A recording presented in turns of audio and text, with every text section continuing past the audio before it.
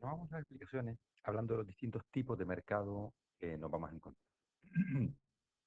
Nosotros, en realidad, vamos a hablar de cuatro tipos de mercado. De dos de ellos hemos hablado y trabajado, es decir, de la competencia perfecta y el monopolio. Y nos encontramos con otros dos tipos de mercado que son la competencia monopolística y el oligopolio. La competencia perfecta, sabemos que el número de empresas es muy grande, muchas empresas. Vamos a modificar,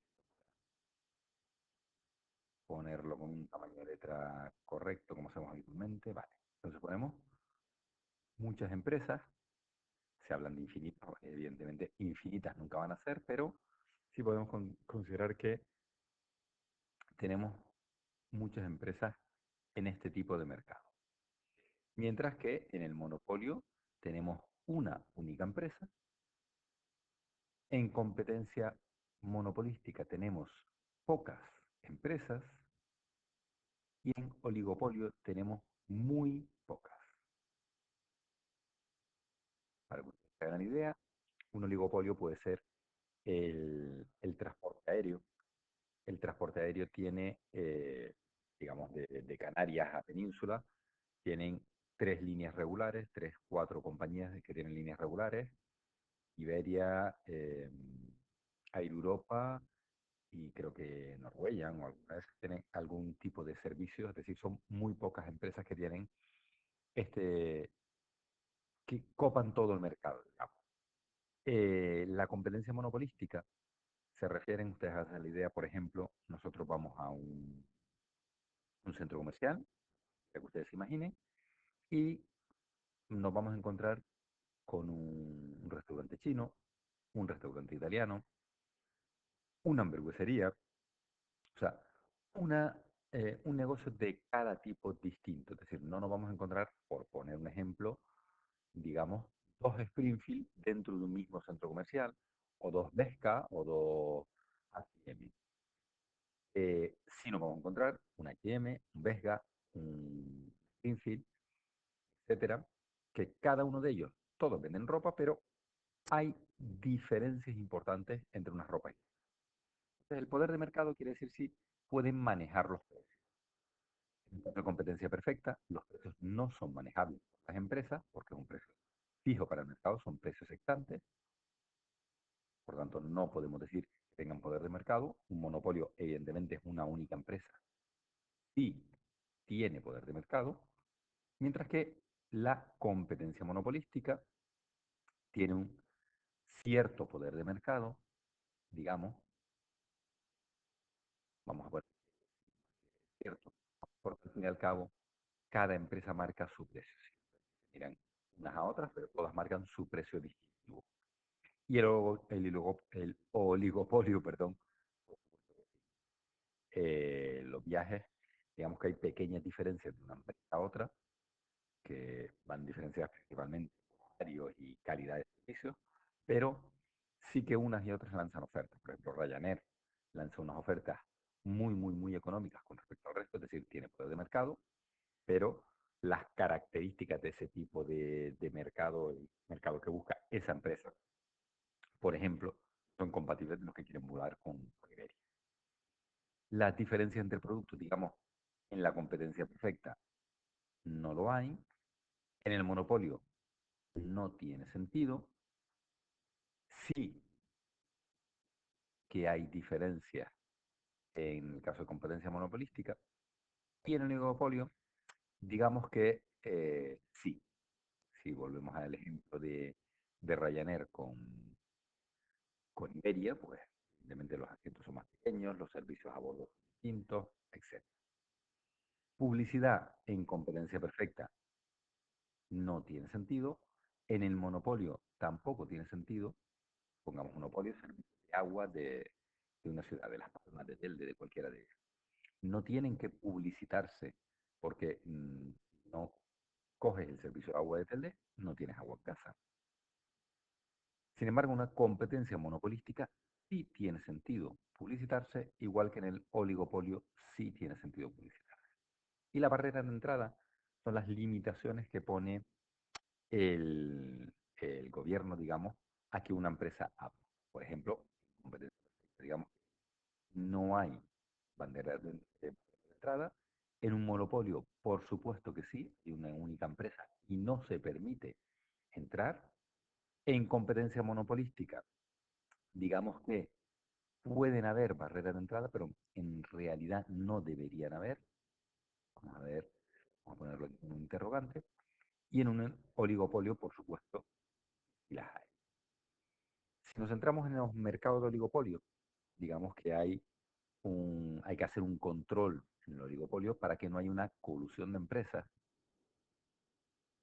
una colusión de empresas, que lo que generaría esa colusión de empresas es un, eh, un acuerdo entre las empresas eh, para subir los precios en contra del mercado. Perdón, esto no sería la colusión, sería hacer un cartel, es decir, el problema del oligopolio son los acuerdos entre las empresas.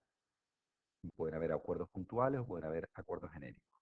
Entonces siempre hay que controlar un poquito cuál es el mercado. Una colusión es un acuerdo puntual, mientras que un cártel son unas empresas que se agrupan para hacer casi perfecto, un monopolio en el mercado.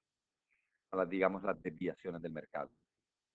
Bien, a grandes rasgos, estas son las características de las empresas y digamos, estas cuestiones tenemos que saberlas prácticamente para preguntas tipo test. En un ejercicio de desarrollar no nos interesa demasiado qué pasa con una empresa. Otra cuestión interesante que sí que debemos saber es qué pasa en el largo plazo. Nosotros todo el tiempo hemos estado hablando del corto plazo y de los beneficios en el largo plazo. En el corto plazo, perdón. En el largo plazo, todas las empresas tienden,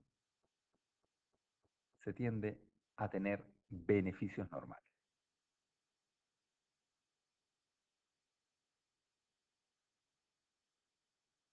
¿Qué pasa si en un mercado a largo plazo existen beneficios extraordinarios?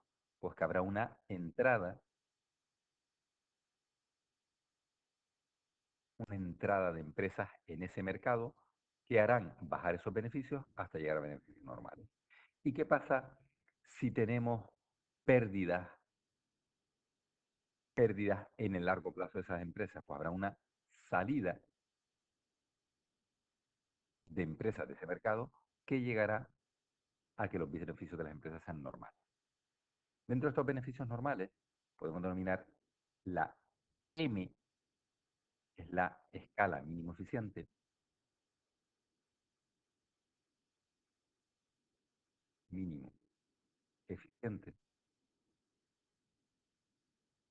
que es lo que nos indica que las empresas en el largo plazo tienden a tener beneficios normales.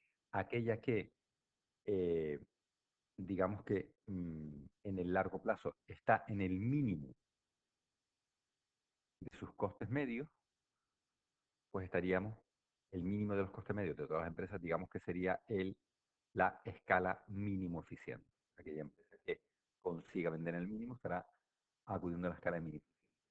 Y aprovechando esto, eh, digamos los rendimientos a escala, vamos a verlo aquí, los rendimientos a escala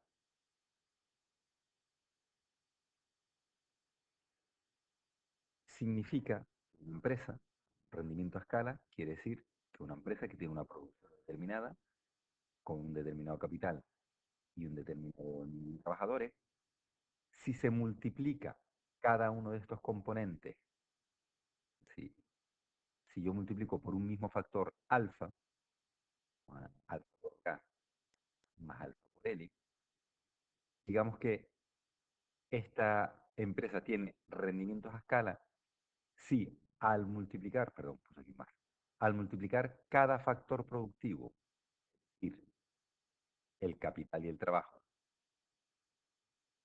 ¿Qué pasa aquí? Ahora, yo multiplico el capital por una cantidad alfa y el trabajo por una cantidad alfa. Esta empresa, vamos a llamar por una cantidad A,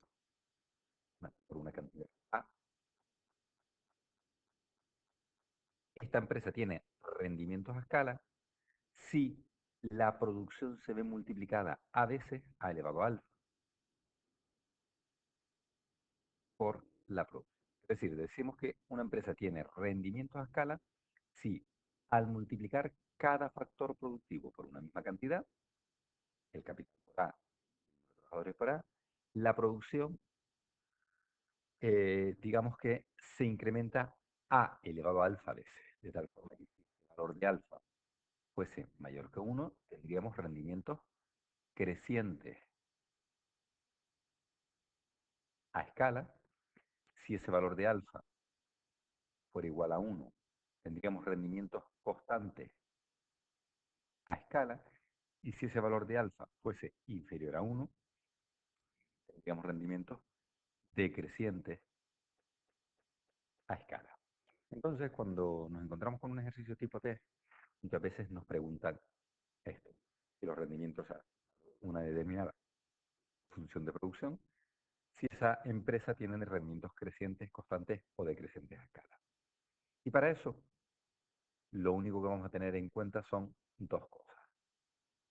Es decir, si la función de producción que nos dan, Q de KL, es de un tipo de K, vamos a ver, K elevado a por L elevado a B, pues esta función siempre va a tener rendimientos a escala.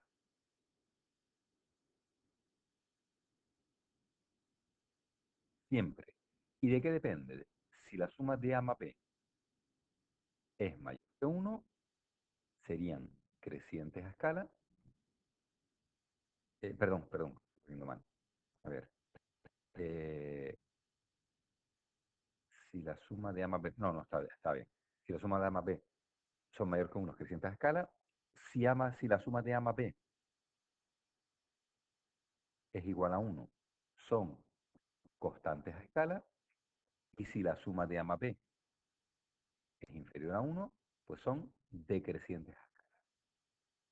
Mientras que si la función de producción, que depende de K y depende de L, es del tipo K elevado a A más L elevado a B, pues tendrán rendimientos a escala.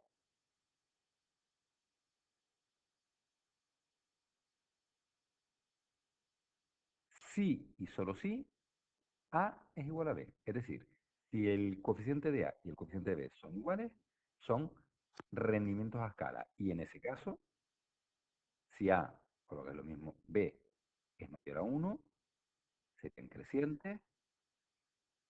Si A, que obligatoriamente es igual a B, y son iguales a 1, serían constantes. Y si A es inferior a B, perdón, si A es igual a B,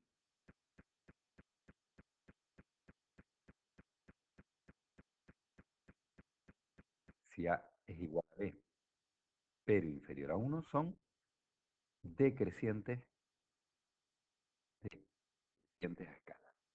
¿Vale? Esto es muy sencillo de ver en un ejemplo cualquiera. Tenemos varios, pero no me voy a complicar demasiado la vida. Solamente tengan en cuenta este cuadro y en función de lo que les digan, la función de producción es de un tipo u otro. Se pueden encontrar bastantes ejemplos en los ejercicios de la facultad. Ven, por ejemplo, del tema 7, producción y costes. Nos dice cuál de las siguientes funciones de producción muestra rendimiento. Miramos, tenemos estas cuatro. Estas multiplicado. Pues esto es 1, esto es 1. Vamos a hacer el ejercicio. Bueno, sí, se puede hacer aquí sin mayor problema. Sería, está multiplicándose, pues tendría que mirar 1 más 1 sería 2. Si es 2 es creciente a escala. En este caso, están sumándose. Al estar sumándose, K está elevado a 1, elevado a 1, son iguales, igual a 1. Este es constantes a escala.